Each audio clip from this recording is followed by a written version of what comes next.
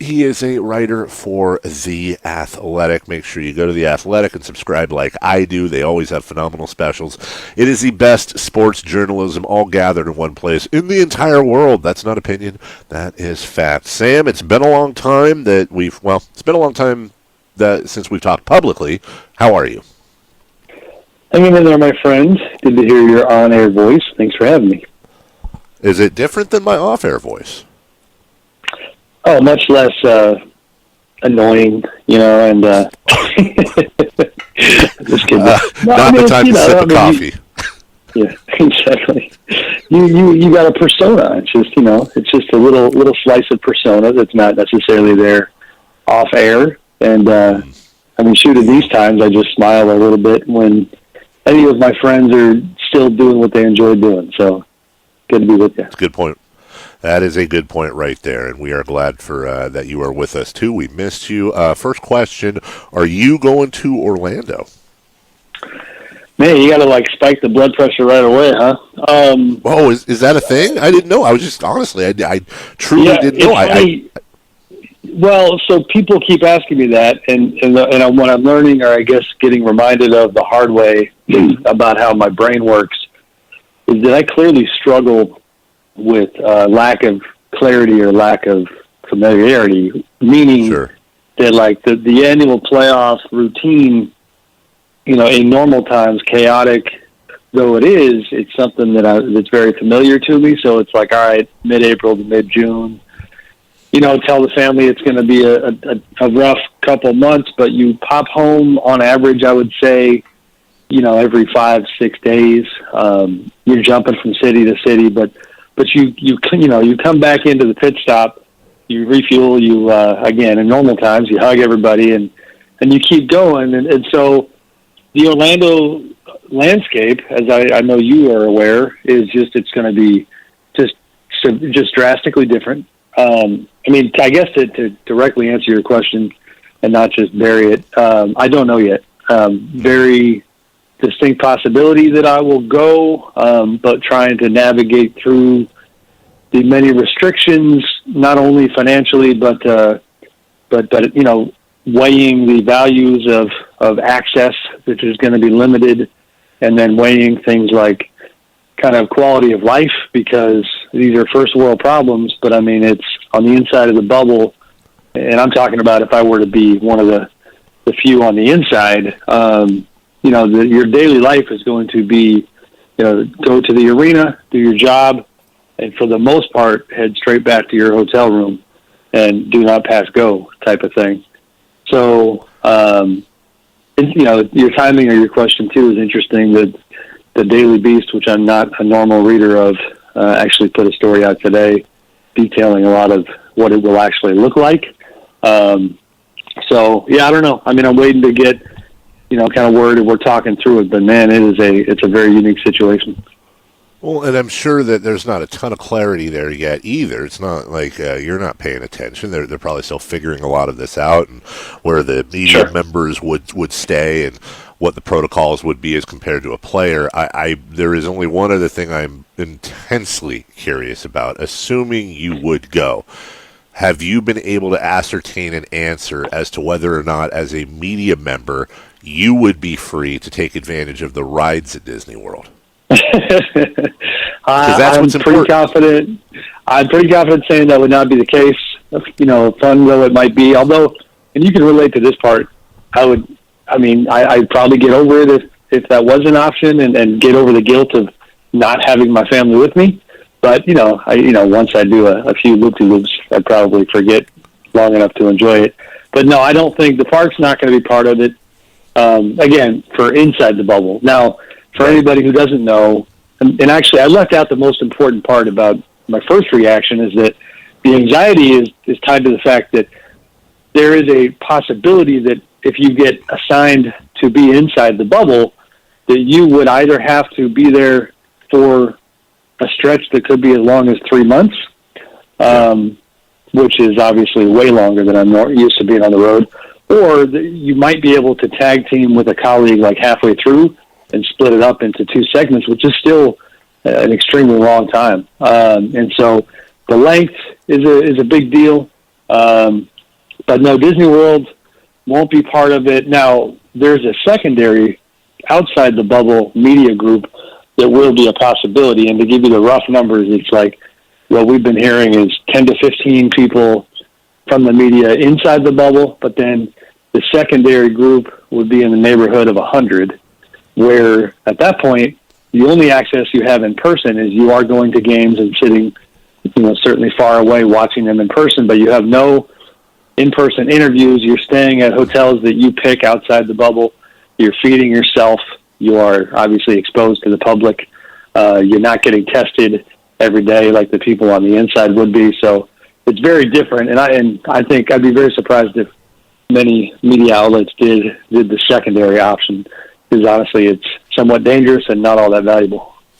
Sam Amick of The Athletic joining us, and damn it, this is where I piss off my audience, because I get so attracted to these angles. I want to move on, but I do have one follow-up on this, because I think this is a story that's not going to get reported on much, because media, of course, will probably rightfully assume much of the public doesn't care. They want basketball back, and they're focusing on the players and basketball. But let's just lay it out there. To your point, this is a really weird position for media to be in. On one hand, Sam, you gotta go. This is never going to happen again. You're going to be in this bubble, and anybody in this bubble is going to have an opportunity to not just report on the games, which you could do from home. You can watch them. I'm sure there will be conference calls, and you'll have an opportunity to call in and interview. They'll set something up so you have access, but the nooks and crannies of the reporting is going to be life inside the bubble and what's going on and sights and sounds and all that. So it's an incredibly attractive story for a media member, especially somebody like yourself who's a lifer, who's been in this thing for a while. You're hopefully never going to have this opportunity again to cover the sport in that type of situation. So let's put that on the left. On the right, you're not you're a millionaire, but most media members are not millionaires. You guys are working your jobs and trying to make a living and survive and grow in your career. But you have a wife, you have 2 boys, you have a family, and the idea of, like you said, being away from them for up to 3 months. Now, there are members of the military, and I understand that, people that are sitting here going, "Oh, 3 months, big deal." I get it. But that there's the familial end of the decision-making process, career over marriage and kids, and the pressures that goes onto family. I imagine that you kind of hinted at it, but you have a great family. You have an awesome wife. I know them. But that it doesn't matter. That's got to be a strain that you're taking into account when you make the decision. No, for sure. And to be blunt about it, my wife has been a trooper for a very long time, traveling extensively since 2005. I can confidently say this is the first time that she has ever looked like had her reaction be a little shook by some of the prospects. When she heard 3 months, her jaw hit the floor. She's in her mind, she's kind of framed it like, listen, I can probably wrap my head around 6 weeks. But if you double that on me, just don't be shocked to see your bags. And I'm kind of kidding. Right. And so, yeah, it is. I mean, you're right. And not to be, here's my counter to the example that you mentioned. Let's say, it's a military situation. I'm a sucker for it's expectation versus reality, and people who make a choice to serve the country, and certainly forever indebted to people who do. It's sure. You do what you're getting yourself into for the most part, and that's where it's not sitting here playing the violin. It's just that again, we've been used to a certain rhythm for a long amount of time where you are used to the time away. This is just on a whole different scale, and then within that too, Dave, and I'd be lying to you if I didn't. Philosophically, I've been thinking to myself, like, geez, this is kind of an uncomfortable environment when it comes to let's go inside a bubble where, because the players are the ones who drive the vast majority of the revenue that has all of us there, they are going to be handled with a different set of rules. Their families would be allowed to come be with them after the first round. That's kind of the rough plan at the moment, and they're not even thrilled to have to wait that long.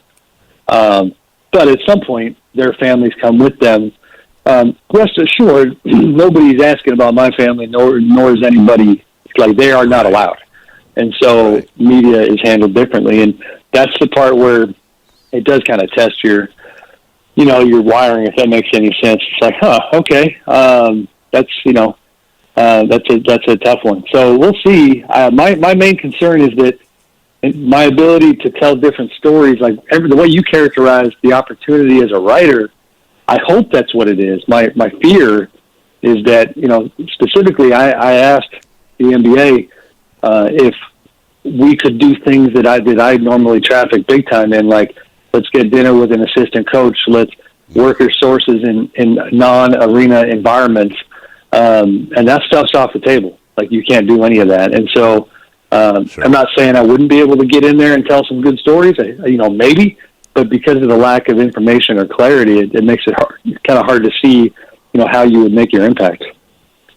Of course, by the way, as we move on, notice the difference in marriages. The potential of Sam being gone for 3 months. His lovely wife Emily's worried about missing him and the extra strain that it would put on her with the kids and family life. Whereas if I was presented with that, Melissa would be instantly thinking about all the fun she would have while I'm gone, not annoying her. And I'd be thinking about, yep, all the fun that my wife would be having while I was gone for 3 months, and what kind of fun that would be. As we talk to Sam Amick of The Athletic. Sam, do you agree with another major media outlet that says the Sacramento Kings have 0% chance of capturing the 8 seed? I saw that. Man, that's rough. Yeah. Jeez. That is a little rough. Did they update their story at any point?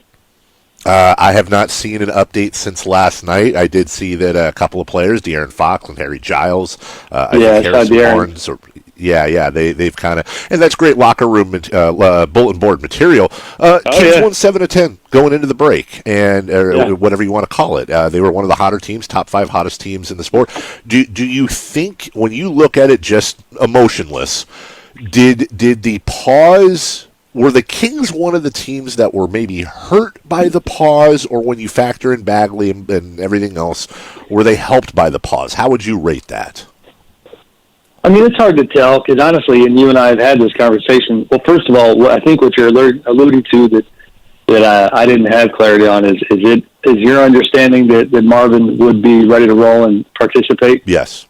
Okay. Yes. That he would be a full go. That's interesting because we've said on this radio show and debated, the so far mixed bag of results when it comes to, this particular group's ability to win with him on the floor. So, in a vacuum, he's a talented guy that it's good to have more talent than less, but it has not proven to be that simple for this team. So I don't really know what I think there. Beyond that, I would say that, every team in that kind of bubble fringe team is hurt by the fact that the Blazers now are going to have Yusuf Nurkic and Zach Collins back, which now you're competing against the Portland team that has a proven track record that went to the conference finals.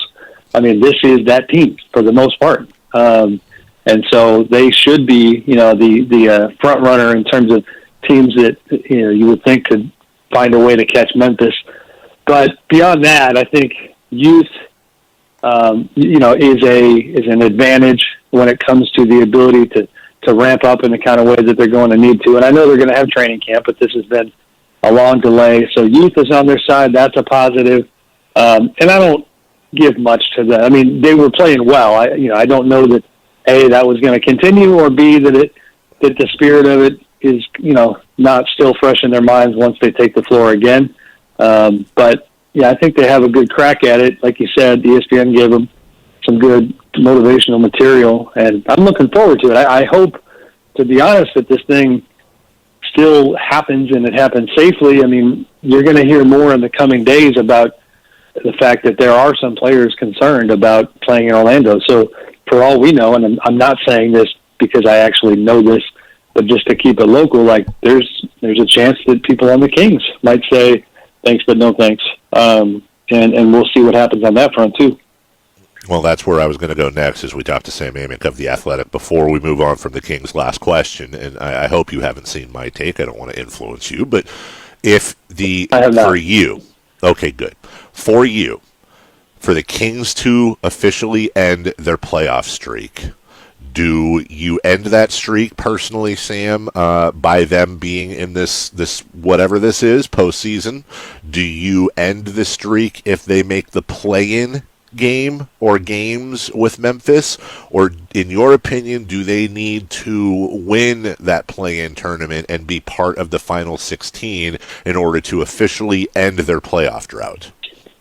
So I thought you were going in a different direction. I have seen your take on this one, but it's not influencing me. I think you and I are on the same page. I would say I think they would have to win the play-in tournament, be in the playoffs. It's the closest thing to apples to apples, based on the history that in the past 16 years, whatever it is, has not been pretty.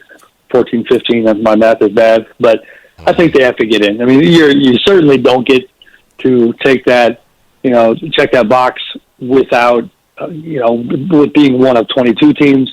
The play-in would make you one of 9. But no, you got to get in. You got to be top 8. And if they do that, then absolutely, I think that breaks the streak. Where did you think I was going? I thought you were going to the player safety stuff and players choosing not to be in Orlando, because it does appear, I'll be making more calls on this today.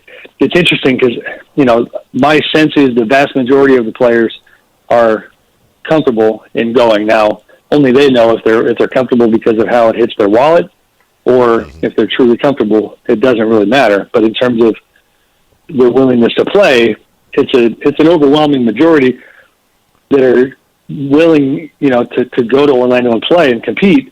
But I think that group of players that doesn't want to is larger than people might think. And I think, that is going to be a really interesting thing. I don't think they're going to be punished for not going. I think they would certainly not be paid. And if they're comfortable paying that price, then you're going to see some familiar names not taking part. Well, and then that's how we can kind of finish this off, because all along that's been something I've been hyper-focused on, is we get excited about the return of the NBA, but it's all fun and games until players actually have to commit to going and exposing themselves, rather than getting off of their $1 million properties, playing in their pools, hanging out with their families. It's all fun and games until you actually get out there and you make a 1, 2, possibly 3 month commitment, not just time, but also, again, the family upheaval and all that. Sam, impossible question. I'm asking you to speculate. You won't be held to it. I'm just curious, based on your educated knowledge of the league. Do you believe in the coming days and weeks we are going to be seeing some major name players, and by major name I mean starters on playoff teams, that are going to start trickling out and saying, I'm not comfortable in playing? Do you see that as a likely storyline heading into Orlando? Yeah, I do.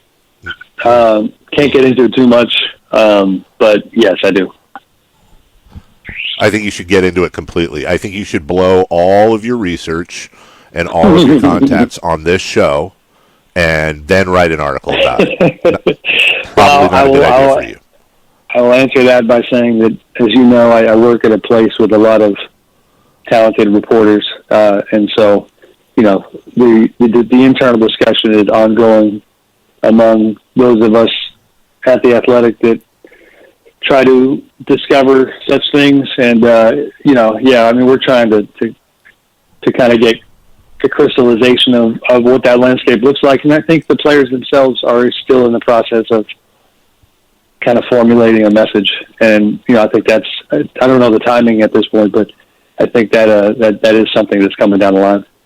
Last question. Do you think a subplot line to that story is going to be internal conversations and pressures and phone calls and text messages, player to player, where certain members of certain teams are going to be undergoing massive pressure from their teammates, not their organization, not just the organizations, but you're going to have teammate on teammate pressure, i.e., don't let us down, we can do something here, you got to come play, and then possible fallout going into next year from that? Do you see that as a possible subplot? I do. I think that's going to be limited I mean, honestly, even locally, the Kings are a good example. I mean, let's say a key player didn't want to go. I don't know. I think if I was that player, it's a tough argument when you are conceivably like team number 21 to say, hey, this is really important. Come on, come with us. We can do something here. Like at most, you can get in and get smoked in the first round. That's just a reality. But then once you get into the upper echelon, I mean, if there was somebody on the Bucks or the Lakers or the Clippers, and you know every key player on those squads, if you're playing the analytics numbers game, is going to decrease their chance of winning a title by 6%, 7%, you know, per key player, whatever you want to, and you know, however you want to, excuse me, quantify it. Then you'd have a discussion. The family thing, again, I mean, I know you were kind of kidding about we don't make the money they make, and you know, and I mean, listen, I get it. Like these guys, we are creatures of habit. We, you know, they are living in comfortable places now, and your options are going to be for the players. Like, okay, you can go, you're going to be able to golf. You can get outside and golf. There's some talk now that the MLS is going to be in Orlando too, so they might have a kind of a league swapping thing where NBA players will go to MLS games and vice versa because they'll all be quarantined anyway. So, but your recreational options are very limited. For the young single dudes, you're just not hitting the bars, you're not clubbing, you're not doing any of that stuff. And, you know, and then the family component, to not see your family till after the first round, I think is about a 6 or 7 week stretch before you get to see the kids again. And there's a lot of family guys in this league that really do care about that. So you hit the nail on the head as far as like it's all becoming very real, and now we're starting to get some of those real opinions and reactions. That's Sam Amick of The Athletic. I have Netflix, I have Apple TV, I have Apple Music, I have Spotify, I have several different a la carte things I subscribe to. None gives me a better bang for the buck than The Athletic, and obviously I'm a sports fan, but wonderful writers there, a very good layout, very easy app. I beseech you, if you haven't already, they have all kinds of free trials and incentives to check it out. Go check it out. You're getting the best sports journalism there is, and I'm not just kissing Sam's rear end, although it's a fun rear end to kiss. Sam, appreciate you, buddy. Please give kisses and hugs to the family, and it's good to talk to you again. Thanks, buddy. Appreciate the kind words, and we'll talk soon. Thanks, Dave.